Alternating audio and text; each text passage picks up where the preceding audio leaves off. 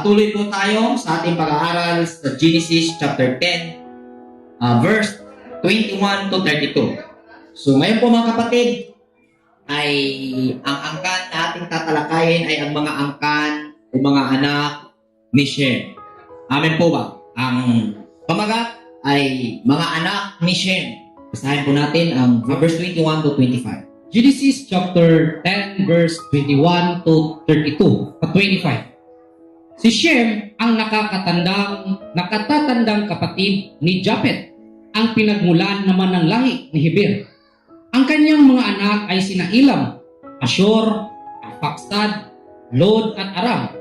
Ang mga anak naman ni Aram ay sina Uz, Hul, Giter at Mas. Si Arphaxad ang ama ni Sela, na ama naman ni Heber. Dalawa ang anak ni Heber. Ang isa'y tinawag na Peleg, sapagkat noong panahon niya ay nagkahiwa-hiwalay ang mga tao sa daigdig. Ang kapatid niya ay si Joktan. Okay? Dito sa ating inihandang slide. Ayun.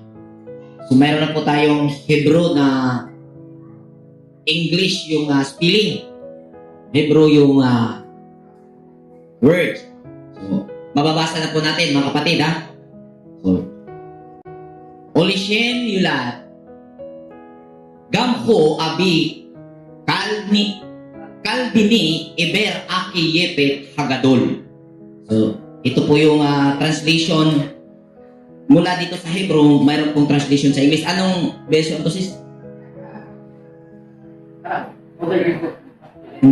Ano to? King James Version to na ginamit mula dito sa traditional Hebrew. So, unto Shem also,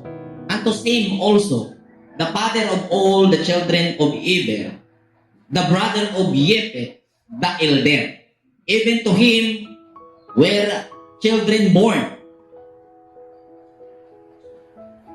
Verse 22.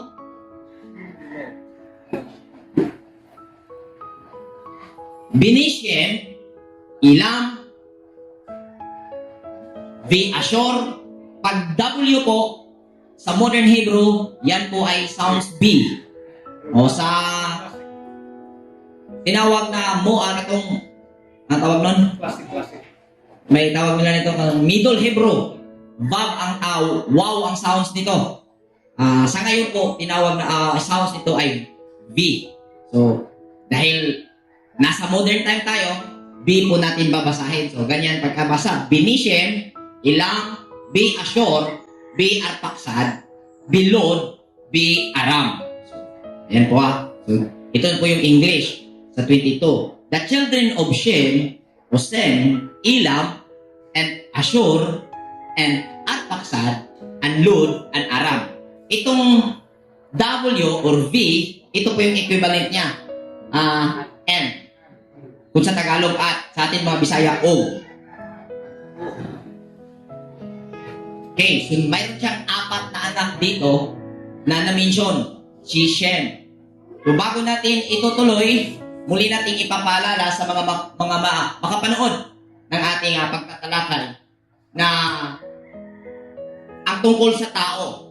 Dahil maraming hindi nakakaintindi kung ano ang tao. So ulitin natin. So, ang tao dito ay si Noah. At ang tao na si Noah ay hindi po isang persona gaya ng ating pagkakaunawa noon. Ang tao na Noah ay isang kamalayan na kung saan kumikilos o nananahan sa sangkatauhan pisikal. Nag-gets niyo po? At si Noah, isang kamalayan, ay nagkaroon ng 3 anak na lalaki. Which is Shem, Ham, at Yepet.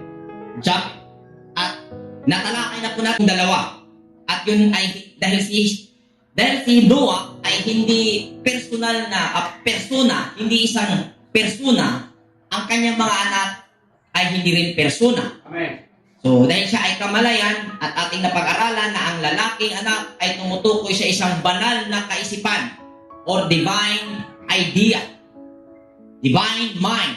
So, yan po ang kahulugan o yan po sina Japet, Shem at Ham. Kaya si Shem isang divine mind at ang kanyang mga anak ay mga divine idea or ideas. So, ito na po ang mga anak niya at ang mga meaning. Next. Ano ba ang ibig sabihin ng mga pangalan sa mga anak ni Shem? So, ito po, ang unang anak, Elam, na may meaning sa Hebrew na anong basa ito? Hidden. At sa etymology ay to be hidden. Dahil si Shem ay isang banal na idea na tumutukoy sa pagiging bantog o reputation, ay mayroon siyang unang naging anak na pinangalanan sa paglalarawan ni Moses na Elam. Ang dalawang unang letra